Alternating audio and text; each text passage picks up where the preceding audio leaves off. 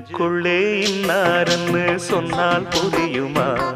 அது கொஞ்சி கொஞ்சி பேசுறது கண்ணில் தெரியுமா? உலகே அழிஞ்சாலும்